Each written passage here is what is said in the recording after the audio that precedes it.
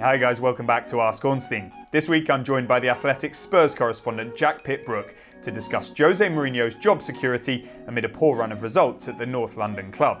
To mark the return of Champions League football, the Athletic is running a brilliant half-price annual subscription for a limited time only. That's less than £1 or $1 a week for a whole year, but you'll need to hurry as the offer expires on February the 25th. Just head to theathletic.com/Ask Ornstein. Well, Jack, here we go. We had to do it at some point. Jose Mourinho, I suspect we'll be talking about him a lot more in the coming months as well. But let's kind of begin by asking you to sum up the feeling of the Tottenham fans towards Jose Mourinho right now, because it does feel like it's a bit of a tense moment in his tenure at Tottenham Hotspur.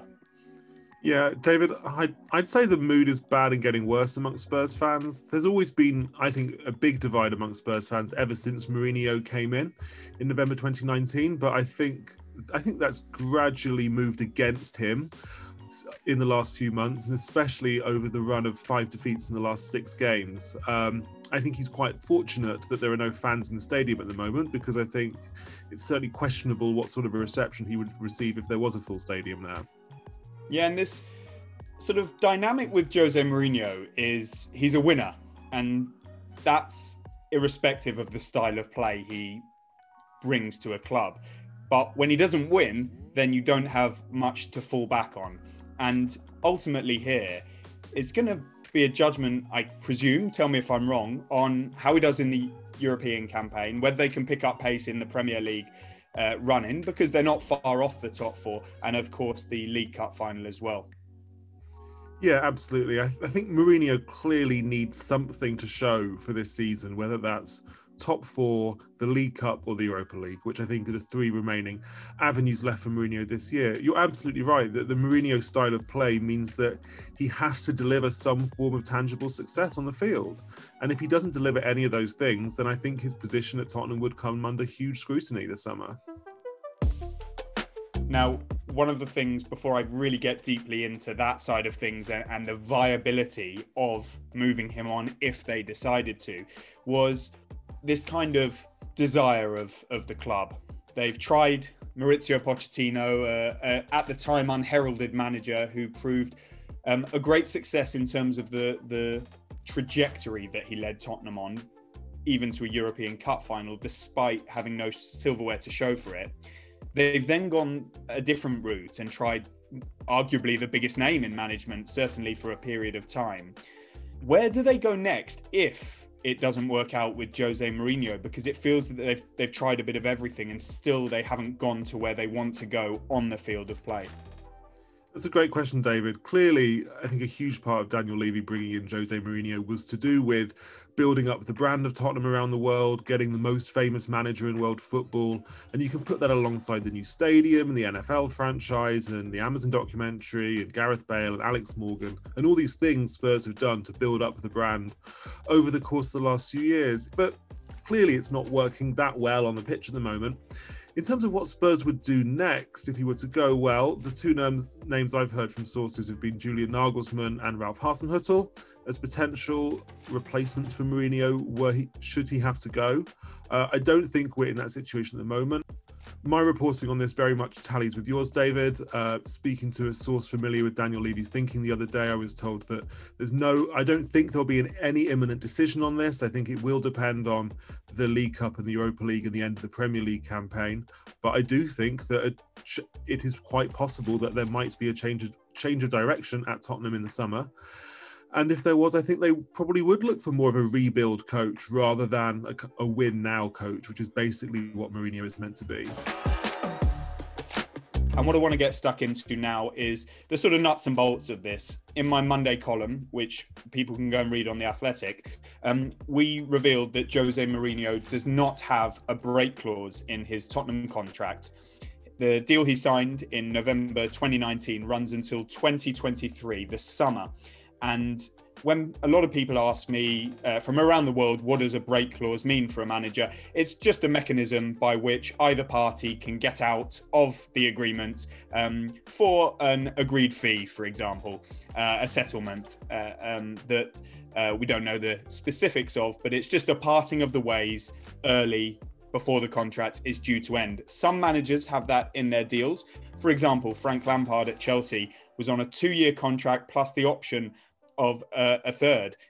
Many people thought it was a 3-year contract, but it wasn't. And therefore, when he was sacked, Chelsea will just need to pay him his salary until the end of this season. It won't go into the final year. However, with Jose Mourinho, a manager of his ilk, he would never have agreed to that. He will always want the full term. And if Tottenham are to get rid of him early, then they will have to pay either the full amount or something agreed within the contract, which we're not privy to. What that says to me, Jack, is that it would be incredibly expensive to part ways with Jose Mourinho, and that the intention of he and Daniel Levy was for this to be a long-term partnership. Yeah, I'm sure that's right. And I remember when Mourinho was appointed at Tottenham, there was lots of talk about a different Mourinho, a Mourinho who'd learned from the mistakes of Chelsea round 2 and Manchester United, and who would be able to build something at Spurs. But right now, it doesn't have that long-term feel, does it? It doesn't feel like something which is going to last for 5 or 6 years. I don't get that impression at all, either from watching them play, frankly, or from any of my reporting. That means that I think at some point in the next, whether that's in the next 6 months or the next 18 months, Daniel Levy is going to have to make a very difficult and expensive decision regarding when and how he gets rid of Mourinho, or whether he lets him play out the end of his contract. But I wouldn't be optimistic about Spurs' prospects if they carry on the same path in 2023. This summer is going to be fascinating, like most summers are at Tottenham. This is a really difficult market and environment. You and I reported exclusively at the time that Tottenham had taken out a large Bank of England loan at low interest. But going into the next summer, still no events in the Tottenham Hotspur Stadium, which Daniel Levy places such importance on. So finances are tighter than ever before. There may be new revenue streams. There may be fans coming back into stadiums, but it is not going to be easy. And Jose Mourinho's career suggests that he needs to be backed quite heavily in the market. In the Monday column, I pointed out that Tottenham are one of the clubs who in the past, and I think currently, have shown some interest in Ezri Konsa of Aston Villa, which shows they are looking for a centre-back. But this could be, if Jose Mourinho is still in position, and we've got no specific reason to suggest he won't be, an absolutely pivotal summer for him and the club. Completely, David. If Mourinho stays, then, I mean, whether Mourinho stays or not, they clearly need more players in the summer, and they certainly need a centre-back. It's pretty obvious from what Mourinho says that he is annoyed that they didn't get another centre-back last year. He initially wanted Ruben Dias, who's now doing fantastically well for Manchester City. He wanted Milan Skriniar. Spurs didn't sign either of them, and I think every time he complains about Alderweireld and Dyer and Sanchez, you can understand what he's getting at. You know, an alternative view is that if Dyer and Alderweireld were that bad, Mourinho wouldn't have tried to sign them for Manchester United. Obviously, money's going to be a huge problem. You know, as you say, Spurs are hit, I think, worse than anyone really by COVID, in the sense that Spurs have projected they are hundreds of millions of pounds down because of coronavirus, and particularly if they're not going to be in the Champions League next year, they might not even be in the Europa League. We don't know yet. It's going to be tough. They're going to have to find a way to improve the squad without very much income, and that will ask an awful lot of Daniel Levy, Steve Hitchen, and whoever next season's manager is. Now, the phrase that you hear a lot in football is, "We know how this is going to end," when it comes to Mourinho. I heard that sort of thing when he was appointed, and we're still hearing it now. It's not a surprise to anyone if things start to unravel. One of the reasons being that at every club he has been at, pretty much, we've seen a similar story. And within that story is a kind of divide among players. There are players who are fiercely loyal to him, his allies, you could say, and those who are out of favour and seem to oppose him. Maybe you thought it would be different when it came to Tottenham and that it would buck a trend, but lo and behold, you've got the likes of Harry Kane, Pierre-Emile Højbjerg, who seem real lieutenants to Jose Mourinho. And on the flip side, you have the likes of Dele Alli, Harry Winks, maybe even Gareth Bale, you could say. How fundamental is this dynamic going to be to his future? This is a hugely, hugely important question, David. Clearly, whatever you might think about Mourinho, he is a very, very impressive, smart charismatic, intelligent guy who provokes very strong feelings in the players who played for him. And frankly, this success that he's enjoyed, Chelsea, Porto, Inter, earlier in his career, was based on the incredible loyalty that his players felt to him. And that is apparent if you speak to anybody who played for him in the great Chelsea team in the mid-2000s. Those guys absolutely loved him. Now, nowadays, I don't think he inspires quite so much positivity amongst the players who play for him. And I think that was really the story of Chelsea round 2 or Manchester United. At Spurs at the moment, I think the squad is quite divided between the players who really love him. I think Harry Kane, is the loyalist of the loyal. When it comes to Mourinho, he loves playing for Mourinho. He has huge respect for his approach and his style.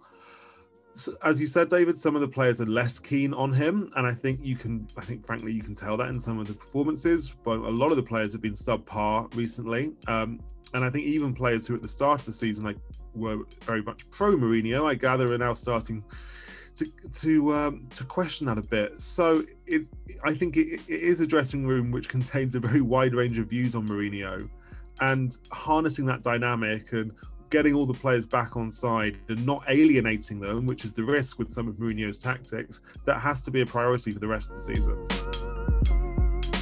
You picked out the name Harry Kane there, so I'm going to leap upon that and say that this is the elephant in the room. He's under contract until 2024. He's the captain. He's the heartbeat of Tottenham Hotspur Football Club. I think he's their second highest goal scorer in history. Yet he has ambitions, which he has stated on the record, to win trophies in his career and win multiple major trophies. That doesn't look like it's going to happen at Tottenham. Things could change. There are clubs who admire him. The likes of Manchester City have been linked with him, Real Madrid, various others as well. Daniel Levy will be incredibly reluctant to let him go unless it's for an astronomical fee, and certainly maybe not even that to a rival club. So let's get to the crux of Harry Kane. What do you think will happen to him? And how on earth does Tottenham ever move on from life with him? It's going to take some replacement whenever that may be.